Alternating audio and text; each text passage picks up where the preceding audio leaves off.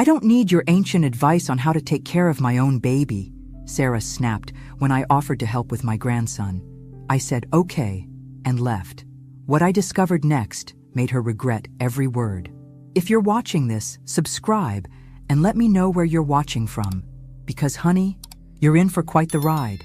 Let me set the scene. I'm Margaret. I'm 68, and I've delivered more babies than Sarah has changed diapers. When my son Michael called me, practically in tears because baby Ryan wouldn't stop crying, I grabbed my coat faster than a teenager grabs their phone. 2 streets over, I knocked on their door. Sarah opened it looking like she'd been hit by a truck, which, fair enough, she'd just given birth 3 weeks ago. But the look she gave me? Pure venom. I don't need your ancient advice on how to take care of my own baby, she said, blocking the doorway like I was selling insurance. Now, I've been called many things in my life, but ancient by my 28-year-old daughter-in-law? That stung more than stepping on a Lego barefoot. Sarah, I just thought, we're fine. Michael shouldn't have called you. Behind her, baby Ryan was screaming loud enough to wake the entire neighborhood. Michael appeared looking frazzled, bouncing the baby like a basketball. Mom, thank goodness. She was just leaving, Sarah cut him off. I looked at my son, then at his wife, then at that poor crying baby. Something was off here, and I don't mean the smell of dirty diapers. In all my years as a midwife, I'd seen new mothers stressed, tired, overwhelmed, but hostile toward help. That was a red flag bigger than the one at a communist parade. All right, I said, keeping my voice calm. But if you need anything, we won't, Sarah said, already closing the door. As I walked back to my car, I heard voices through the window. Jake's voice. Now Jake was Michael's best friend since college, married to Lisa, who happened to be Sarah's best friend. Nice enough guy, but what was he doing there at 9 in the evening? Through the curtains, I saw him take the baby from Michael. Immediately, Ryan stopped crying. Just like that. Complete silence. Now call me paranoid, but in my experience, babies don't just stop crying for random people. They stop crying for their parents, their caregivers, people they're familiar with, people they know. I sat in my car for another 10 minutes, watching. Jake was still there, playing with the baby like he'd done it 1,000 times before. Lisa was there too, chatting with Sarah like nothing was wrong. But here's what really got my attention. Sarah was smiling, genuinely smiling. With Jake in the room, she was a completely different person than the ice queen who'd just called me ancient. Interesting. Very interesting indeed. The next morning, Michael called me sounding like he'd been through a blender. Mom, I don't know what's wrong with Sarah. She barely talks to me anymore. When Jake and Lisa come over, she lights up, but the moment they leave... How often do they come over? I asked, because apparently my ancient brain was still working just fine. Almost every day. Jake says he wants to help with the baby, and Lisa brings Sarah food. They're such good friends. Such good friends. Right. And I'm the Queen of England. Maybe Sarah's just tired, honey. New mothers. It's more than that, Mom. She acts like I don't exist. But when Jake holds Ryan, she watches him, like he's performing brain surgery. It's weird. Weird doesn't even begin to cover it, sweetheart. That afternoon, I decided to pay another visit. This time, I called first. You know, being polite and all that ancient stuff. Hi, Sarah. I was wondering if I could bring you some of that soup you used to love. Oh, long pause. Actually, Jake and Lisa are coming over soon, so maybe another time. Jake and Lisa again. These two were busier than Amazon delivery drivers. Of course, dear. Maybe tomorrow? I'll call you. Sure you will. And I'll start doing yoga. But here's where it gets interesting. I decided to drive by their house anyway, just to check on my son. You understand? Purely maternal concern. Jake's car was there, but Lisa's wasn't. Now, Jake said he was coming over with Lisa, but Lisa was nowhere to be seen, unless she'd learned to teleport, which would be impressive, but unlikely. I parked across the street and waited. Call it ancient intuition, but something was definitely off. 20 minutes later, Lisa's car pulled up. She got out carrying grocery bags and looked surprised to see Jake's car. Surprised, as in she didn't know he was there. She knocked on the door, and when Sarah answered, I could see the panic on Sarah's face even from across the street. She was talking fast, gesturing, clearly explaining something. Lisa nodded and smiled, but even she looked confused. Then Jake appeared from inside the house, casual as can be, like he'd just been hanging out. He kissed Lisa hello and helped her with the groceries. Now, I may be ancient, but I'm not blind. If you tell your spouse you're going somewhere with someone, you don't arrive separately and act surprised to see each other. That's not how marriage works. Trust me, I was married for 43 years. As I drove home, I couldn't shake the feeling that I'd just witnessed something that would make a soap opera writer jealous. Sarah's behavior, Jake's convenient presence, Lisa's confusion. It was all adding up to something that made my stomach turn. My son was living in a house of lies, and he had no idea. 3 days later, Sarah called me. Actually called me. I almost dropped my coffee. Margaret, I wanted to apologize for the other day. I was just overwhelmed. Of course, dear. That's completely understandable. I was wondering if you could watch Ryan tomorrow afternoon. I have some errands to run. Now, this was interesting. The woman who didn't need my ancient advice suddenly needed my ancient babysitting services. I may be old, but I wasn't born yesterday. I'd love to. What time? Around 2? Michael will be at work, so it'll just be you and Ryan. Just me and Ryan, and no Michael to witness whatever Sarah was really up to. How convenient. The next day, I arrived promptly at 2. Sarah was dressed up, and I mean dressed up. Hair done, makeup perfect, wearing a dress I'd never seen before. For errands, right. I should be back by 5, she said, grabbing her purse and practically sprinting to the door. Take your time, dear. Ryan and I will be just fine. She left faster than a cat with its tail on fire. Now, I'd love to say I immediately followed her, but I'm not a complete lunatic. I waited 30 minutes, fed Ryan, changed his diaper, and put him down for a nap. Then, and only then, did I secure him in his car seat and decide to run some errands of my own. I drove to the coffee shop downtown, Sarah's favorite spot. No sign of her. The grocery store? Nope. The mall? Not there either. Then I remembered the park by the lake. It was secluded, romantic, the kind of place you'd go if you wanted privacy. And bingo, there was Sarah's car. I parked behind some trees and walked closer, pushing Ryan in his stroller like any normal grandmother out for a walk. What I saw made my blood freeze. Sarah was sitting on a bench with a man. Not just sitting, kissing. Full on, passionate. I can't keep my hands off you kissing. The kind of kissing married women don't do with men who aren't their husbands. My heart was pounding so hard I thought Ryan might wake up from the noise. I tried to get closer to see who this mystery man was, but they were too far away, and he had his back to me. Tall, dark hair, wearing a blue jacket. They talked for about 20 minutes, holding hands, touching faces, acting like teenagers in love. Then they kissed goodbye, and he walked toward the parking lot while Sarah headed back to her car. I ducked behind a tree, waiting for him to pass. If I could just see his face.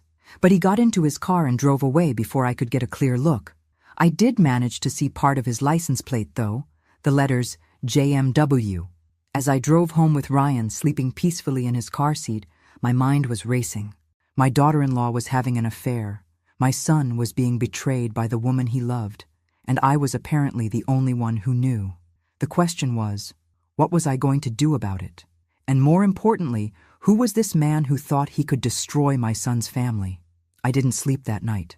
Every time I closed my eyes, I saw Sarah kissing that mystery man. By morning, I'd made a decision. I had to tell Michael. He deserved to know. I called him at work. Mom, what's up? Everything okay with Ryan yesterday? Michael, we need to talk. Can you come over after work? Sure, but what's wrong? You sound weird. Just come over, honey. When Michael arrived, I made him sit down and told him everything. The secret meeting, the kissing, the whole sordid affair. I expected shock, anger, maybe even tears. What I got was denial. Mom, that's impossible. Sarah wouldn't do that. Michael, I saw them with my own eyes. You saw someone who looked like Sarah. It's a mistake. A mistake? I may need reading glasses, but my distance vision is perfect. Thank you very much. Honey, I know what I saw. No, Mom. You've never liked Sarah. You've always thought she wasn't good enough for me. That's not true. It is true. You've been looking for reasons to break us up since we got engaged. Well, congratulations. You finally found one. Even if you had to make it up.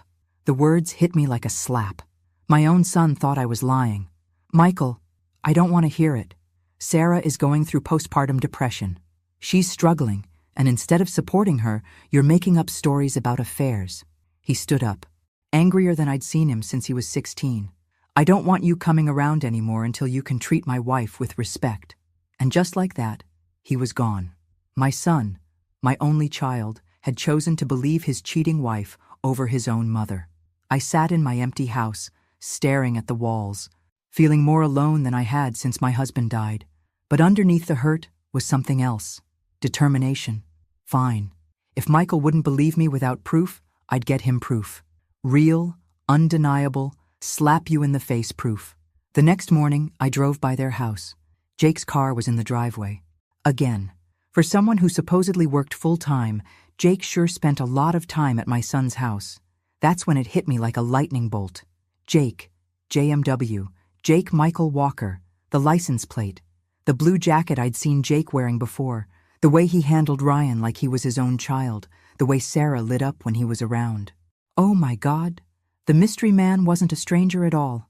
It was Jake, Michael's best friend, the man he trusted most in the world, the man whose wife was Sarah's best friend. I sat in my car, hands shaking as the pieces fell into place. Jake wasn't just helping with the baby out of friendship. He was helping because Ryan was his baby. The affair wasn't with some random man. Sarah was sleeping with Jake, and they'd been carrying on right under everyone's noses, under Michael's nose, under Lisa's nose. And that baby, that sweet little Ryan that Michael loved so much, he wasn't Michael's son at all. My grandson wasn't my grandson. The betrayal was so massive, so complete, that I actually felt sick. These people had destroyed my family, and they were still playing house, still pretending everything was normal. But I knew the truth now, and truth has a way of coming out, whether people want it to or not. I was going to make sure of it. Knowing the truth and proving it are two different things entirely. I needed evidence, real evidence that even Michael couldn't deny. Lucky for me, I had a friend who worked in medical testing. Patricia had been running lab tests for 30 years, and we'd known each other since our kids played together in elementary school.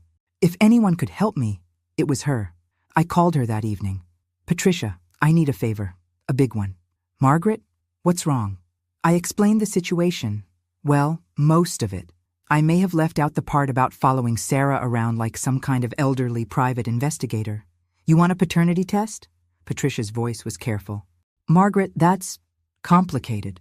I know it's not exactly legal, but Patricia, my son's whole life is a lie. There was a long pause. Patricia had gone through her own messy divorce years ago when she found out her husband was cheating. What do you need from me? 2 hair samples, that's all. I can't officially. I'm not asking for official. I'm asking for the truth. Another pause. Bring me what you have. But Margaret, you better be prepared for whatever answer you get. Oh, honey, I was prepared all right. Prepared to watch this whole house of lies come crashing down. The next challenge was getting the samples. Ryan's was easy. I still had some of his hair from when I'd babysat him. Jake's was trickier. I waited until Saturday, when I knew they'd all be at Michael's house for their usual weekend gathering. You know, just one big happy family, if you ignored the fact that 2 of them were lying, cheating snakes. I drove over with a homemade casserole, playing the role of apologetic mother-in-law. I brought lunch, I announced when Michael opened the door. He looked surprised, but not angry. Mom, you didn't have to. I wanted to apologize. You're right. I've been too critical of Sarah. Stress makes people do crazy things. Oh, the irony. Inside, the whole gang was there. Sarah was holding Ryan. Jake was on the couch next to her. Lisa was in the kitchen, and Michael was playing host. Just looking at them made my stomach turn, but I smiled and played nice. Jake, could you help me get something from my car? I asked sweetly. While he was outside, I excused myself to use the bathroom. Their guest bathroom shared a wall with Michael and Sarah's bedroom, and I happened to know that Jake had been staying in their guest room recently to help with late-night feedings, according to Michael.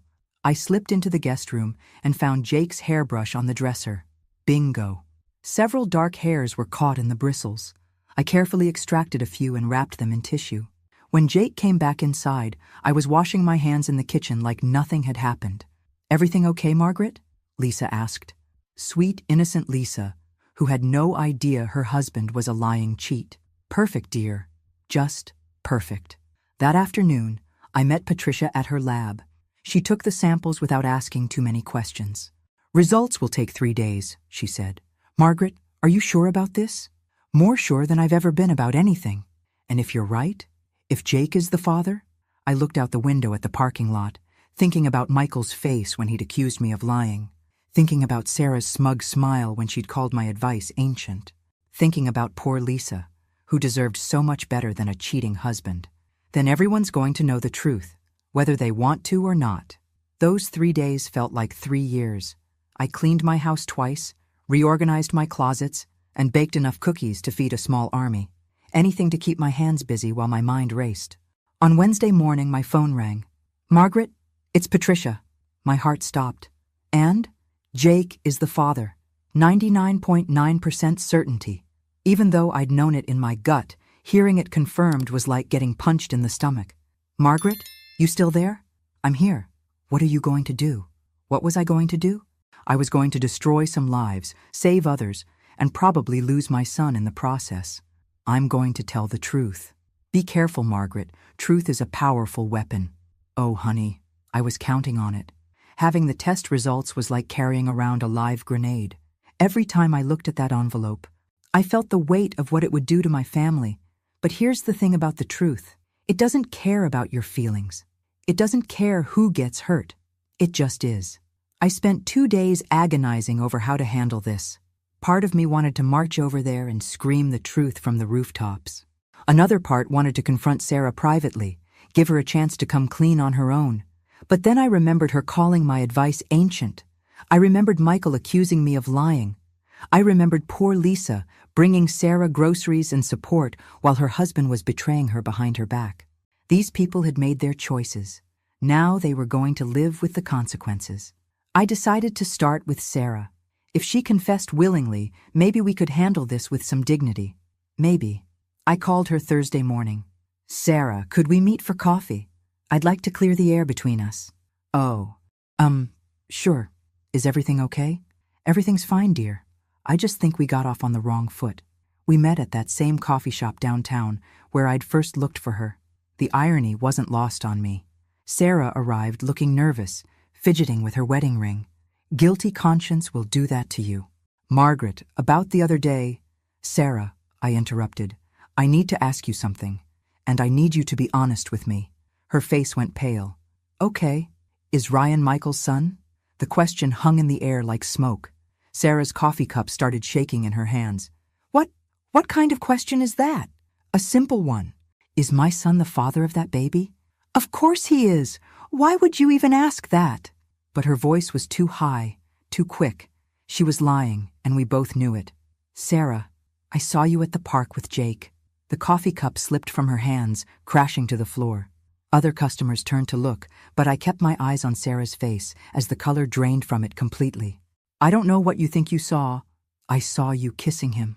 I saw you acting like lovers. Tears started streaming down her face. Please, Margaret, please don't what? Don't tell my son that his wife is cheating on him? Don't tell him that the baby he's raising isn't his? You don't understand. Then explain it to me. She looked around the coffee shop like she was trapped, which I suppose she was. It wasn't supposed to happen, she whispered. Jake and we had too much to drink one night when Michael was working late. It was just once. Just one mistake. Just one mistake that created a whole human being. But then you found out you were pregnant. She nodded, sobbing now. I didn't know whose it was. I prayed it was Michael's. But when Ryan was born, he looks so much like Jake. Everyone says so, but they think it's just a coincidence. Lisa thinks it's cute. Poor, sweet, oblivious Lisa. Sarah, you have to tell them. I can't. It would destroy everything. Michael loves that baby. Lisa would leave Jake. Our whole group would fall apart. It's already destroyed, Sarah. You destroyed it the moment you decided to lie. She looked at me with desperate eyes. What do you want? Money? I'll do anything. Just please don't tell them. What did I want? I wanted my son to know the truth. I wanted him to stop living a lie. I wanted justice for all the pain these two had caused. But mostly, I wanted my family back. I want you to tell Michael yourself. Tonight. I can't. Then I will. She grabbed my arm across the table. Margaret, please, give me time to figure out how to. You've had months to figure it out. Sarah, time's up. I stood up and left her there, crying into her spilled coffee. Was I being cruel? Maybe. But sometimes you have to be cruel to be kind. And honestly, after what she'd put my son through, she deserved every tear. I should have known Sarah wouldn't go quietly. She was too much of a coward to tell the truth, but not too much of a coward to try to stop me. The next morning, my phone rang at 7 a.m. Mom? Michael's voice was cold. We need to talk. 20 minutes later, he was at my door with Sarah beside him. She looked like she'd been crying all night, which she probably had. Michael looked like he wanted to strangle me, which he probably did. Sarah told me about your conversation yesterday, he said, not even bothering to come inside. She said you're spreading lies about Ryan's paternity. I looked at Sarah, who couldn't meet my eyes. So that's how she was playing it. Michael. No, Mom. This has gone too far. This has gone. First, you accused Sarah of having an affair. Now you're questioning whether Ryan is my son? What's next? Oh, sweetheart. If only you knew. Did you ask her to take a paternity test? I asked calmly. Sarah's face went white again. Michael's jaw tightened. I'm not dignifying this insanity with a test. Ryan is my son. End of discussion. Then you have nothing to worry about. The fact that you would even suggest it shows how far you've lost your mind. Lost my mind? I'd found my mind, thank you very much. And my spine. Michael, what if I could prove... You can't prove anything because there's nothing to prove. He was shouting now, which he rarely did. Sarah was tugging on his arm, trying to get him to leave. Honey, let's just go, she whispered. She's not worth it. Not worth it. This from the woman who was raising my son's child under false pretenses. You're right, Michael said, still staring at me with disappointment that cut like a knife. Mom, until you get help for whatever this is, I don't want you around my family. And just like that, they were gone. Again. I stood in my doorway, watching them drive away, and felt something I hadn't felt in years, pure, burning rage. These people thought they could gaslight me, thought they could make me question my own sanity. Well, they had another thing coming. I called Patricia. I need more evidence, I told her. Something undeniable. Margaret, the DNA test is pretty undeniable. Not enough. I need more. What did you have in mind? Can you test for when the baby was conceived? Like narrow down the dates? Possibly. But Margaret, this is getting complicated. And expensive. I'll pay whatever it costs. Because at this point, it wasn't just about the truth anymore. It was about justice. It was about making sure these lying, cheating snakes couldn't continue their charade. That afternoon, I did something I probably shouldn't have done. I drove to Lisa's house. Lisa answered the door with flour on her apron and a smile on her face. She was baking, probably for Sarah and the baby, because that's the kind of person Lisa was, generous, caring, loyal to a fault. Margaret, what a nice surprise. Come in, I just made cookies. I followed her into her kitchen, looking around at the happy family photos on the walls. Lisa and Jake at their wedding. Lisa and Jake on vacation. Lisa and Jake with Sarah and Michael at various gatherings. All lies. Every single photo was built on lies. Lisa, can I ask you something? Of course. How long have Jake and Sarah been such good friends? She paused in wrapping cookies. Oh, forever. Since college, really. Jake introduced Michael to Sarah, actually. They've always been close. Always been close. I bet they had. And Jake spends a lot of time helping with the baby? Oh, yes. He's wonderful with Ryan. He jokes that he's getting practice for when we have kids of our own. She smiled sadly.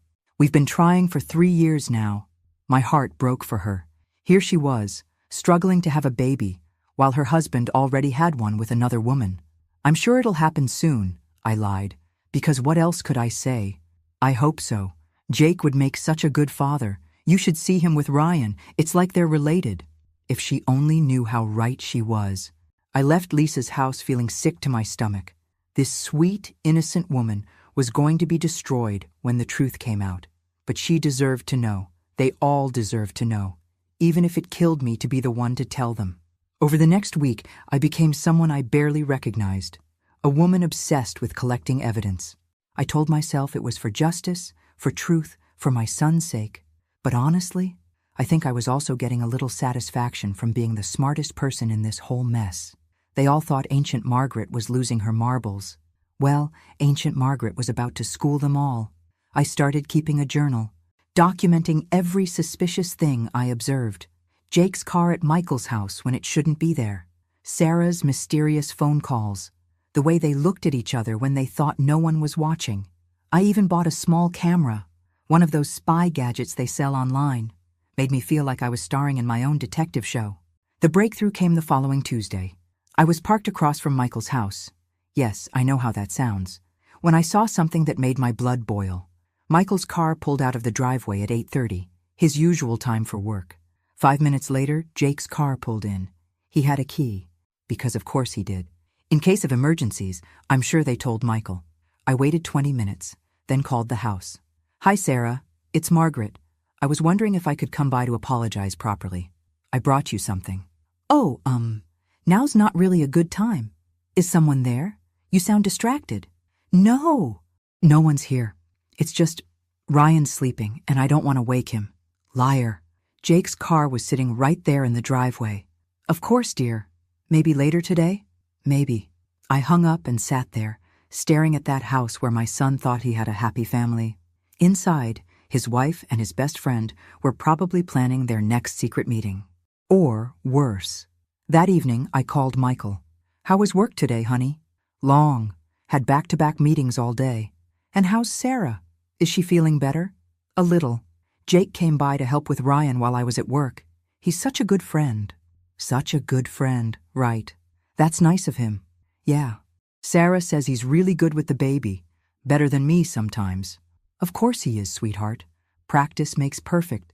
"I'm sure that's not true." "I don't know, Mom. Sometimes I feel like I'm failing at this whole father thing. Ryan cries whenever I hold him, but he's perfectly calm with Jake. My heart broke for my son. He was blaming himself for something that wasn't his fault at all. A baby knows his real father, even if nobody else does.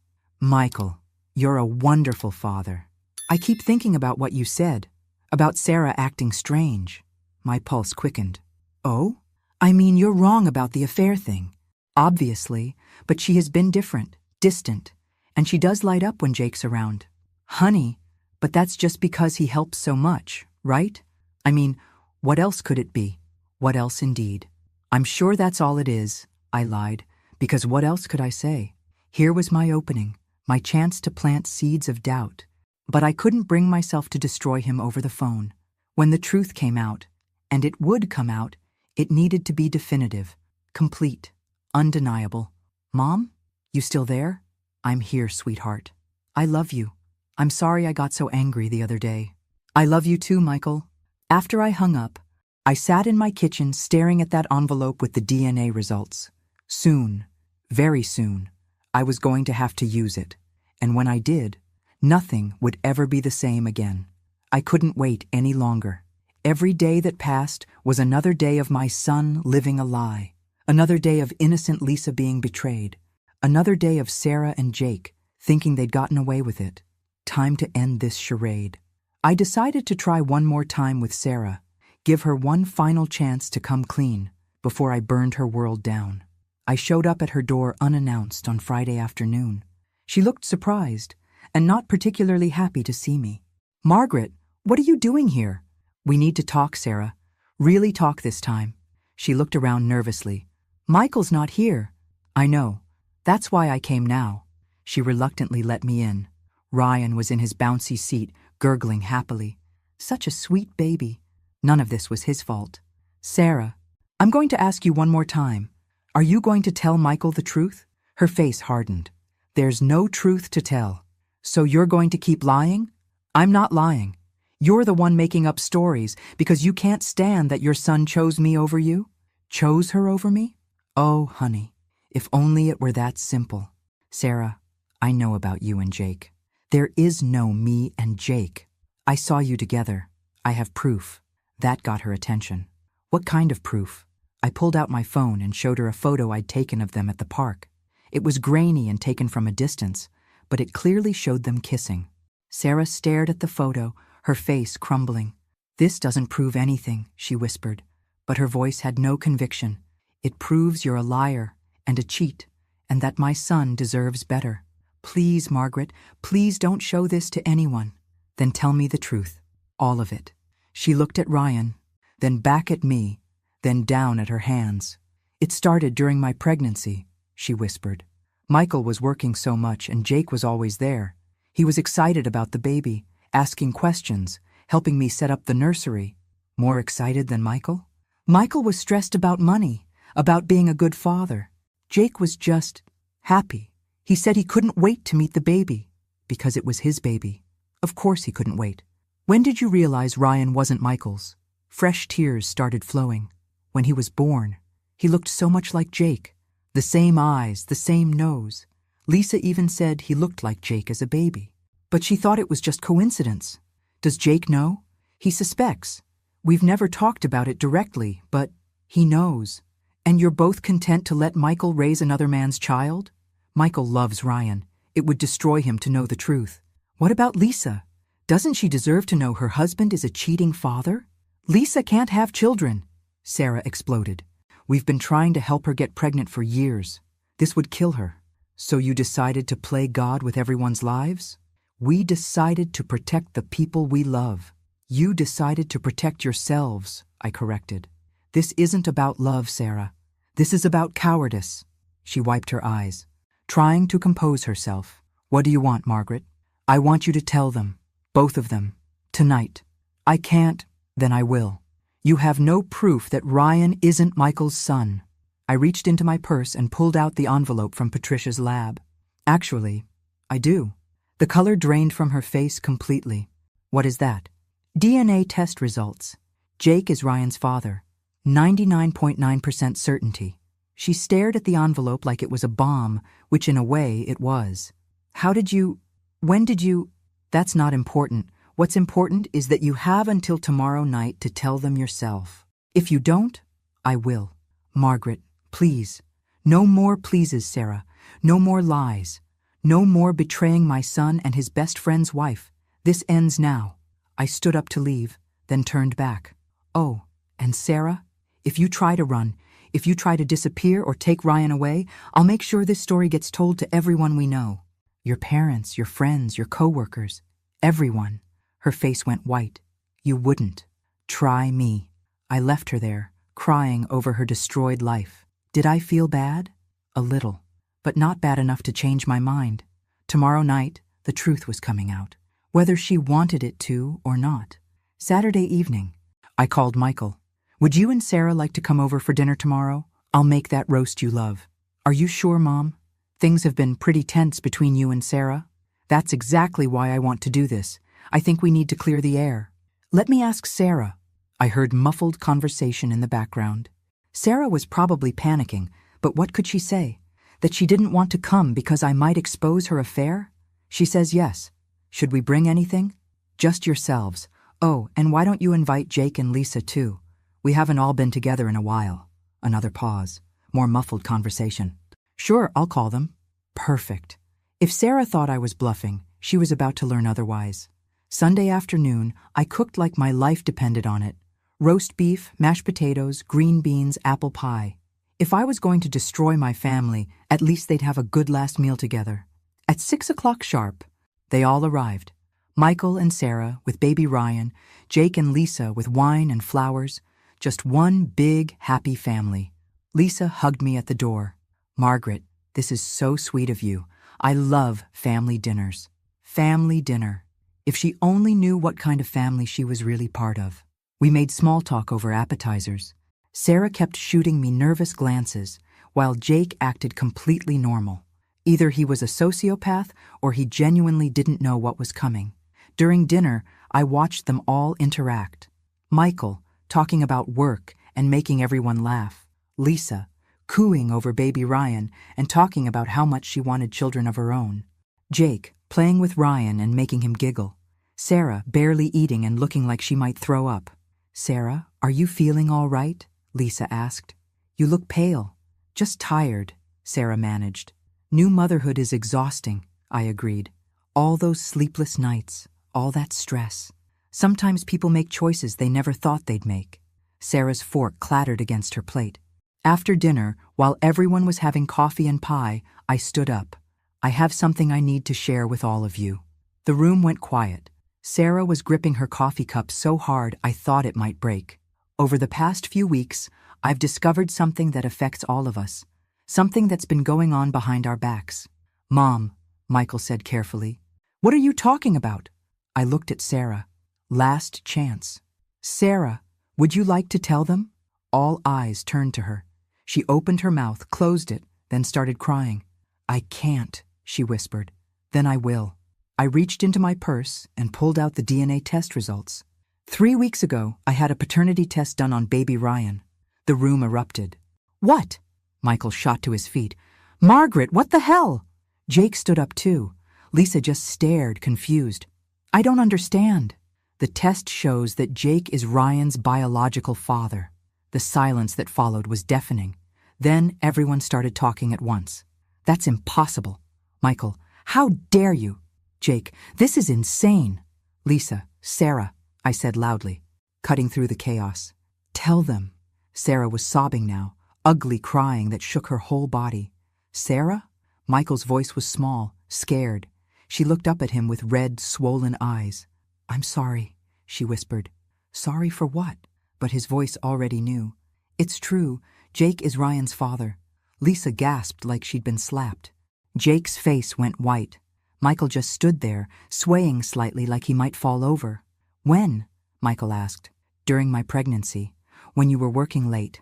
I was lonely, and Jake was there, and how many times? Lisa's voice was ice cold. Sarah couldn't look at her. It wasn't supposed to happen. How? Many? Times?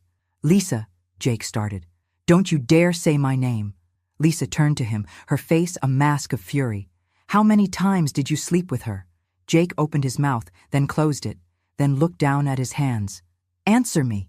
A few times, he whispered. A few times. Lisa's voice was deadly calm. A few times? And you made a baby. She turned back to Sarah. And you. You've been letting Michael raise another man's child. You've been letting me help you, support you, love that baby, while you knew he belonged to my husband. Lisa, please, get out. What? Sarah looked confused. Get out of this house. All of you. I never want to see any of you again.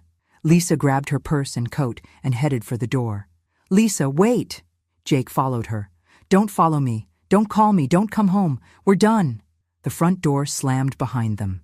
In the silence that followed, Michael slowly sank back into his chair. He was staring at Ryan, who was sleeping peacefully in his carrier, oblivious to the chaos around him. He's not mine, Michael said quietly. Michael! Sarah reached for him. Don't touch me. His voice was flat, emotionless. He's not my son. You raised him. You love him. Based on a lie. He looked up at her with eyes I'd never seen before. Cold. Empty. Everything was a lie. Sarah turned to me, desperate. Look what you've done. You've destroyed everything. I didn't destroy anything, Sarah. You did. The moment you decided to betray my son. Michael stood up again, mechanical, like he was sleepwalking. I need to leave. Michael, please. I need to leave, and I need to think, and I need to figure out what happens next. He walked past Sarah without looking at her, past the baby who wasn't his, past me. Thank you, Mom, he said quietly. Thank you for telling me the truth. And then he was gone too, leaving just me, Sarah, and baby Ryan in the ruins of what used to be a family. The aftermath was brutal, but it was also justice. Sarah moved back in with her parents the next day. The divorce papers were filed within a week. Jake and Lisa separated immediately. She filed for divorce a month later and moved across the country to be near her sister. Michael stayed with me for 2 weeks while he figured out his next steps. We didn't talk much at first. He was processing, grieving, trying to understand how his entire life had been built on lies. Do you hate me? I asked him one evening as we sat on my porch. Hate you? Mom, you saved me. I destroyed your marriage. My marriage was already destroyed. I just didn't know it yet. He was quiet for a moment, watching the sunset. I keep thinking about all the signs I missed. The way Sarah acted around Jake. The way Ryan calmed down for him, but not for me. I thought I was just a bad father. You're not a bad father, Michael. But I'm not Ryan's father at all. That was the hardest part. Michael had bonded with that baby, loved him completely, and now he had to walk away. Sarah had offered to let him stay in Ryan's life, but Michael couldn't handle it. Too painful, too complicated. Do you think I'm a terrible person for not wanting to see him anymore? He asked. I think you're human, and I think you need time to heal. 3 months later, Michael moved into his own apartment. He was seeing a therapist, working through the betrayal and the grief. Slowly, he was becoming himself again. Lisa sent me a letter from California. She thanked me for telling the truth, even though it had destroyed her world too. She said she was starting over, that she'd met someone new, someone who actually wanted children with her. Jake tried to reach out to Michael a few times, but Michael wasn't ready for that conversation. Maybe he never would be. Sarah called me once, about 6 months after everything exploded. I just wanted you to know that Ryan is doing well, she said. That's good. I also wanted to say, I understand why you did what you did. Do you? You were protecting your son. I can respect that, even if I hate how it happened. I'm not sorry, Sarah. I know. I wouldn't expect you to be. That was the last conversation we ever had. A year later, Michael started dating again. A nice woman named Jennifer, who worked as a teacher and had never met any of us before. Someone with no history, no baggage, no lies. The first time he brought her to dinner, I watched him laugh at something she said, and I realized he was going to be okay. Different than before. More cautious maybe, but okay. Do you ever regret it? Jennifer asked me one evening while Michael was grilling burgers outside. She knew the whole story. Michael had been honest with her from the beginning. Regret telling the truth? Regret how it all played out. The pain it caused. I thought about that. About Lisa, starting over in California. About Michael, learning to trust again. About Ryan, growing up without the man he'd thought was his father. No, I said finally. Truth is like medicine. It tastes terrible going down, but it makes you better in the end. Even when it hurts innocent people, especially then. Innocent people deserve to know when they're being lied to. She nodded, understanding. Besides, I added, I'm not the one who hurt innocent people. I'm just the one who exposed the people who did. 2 years after that dinner from hell, I'm sitting in my kitchen, writing this story. Michael comes by every Sunday for dinner, sometimes with Jennifer, sometimes alone. We're closer now than we've ever been. He calls me his hero, which makes me laugh. I'm not a hero. I'm just a mother who couldn't stand watching her son live a lie. But I'll tell you this. If Sarah had listened to my ancient advice from the beginning, none of this would have happened. Sometimes experience knows what it's talking about, and sometimes the ancient advice is exactly what people need to hear, whether they want to or not. The truth always comes out eventually. I just made sure it came out on my timeline instead of theirs. Some people might call that cruel. I call it justice. And honestly, watching Sarah's face when that DNA test came out was worth every sleepless night I'd spent getting there. Don't mess with Ancient Margaret. She's got nothing but time and a very long memory. Thanks for listening. Don't forget to subscribe and feel free to share your story in the comments. Your voice matters.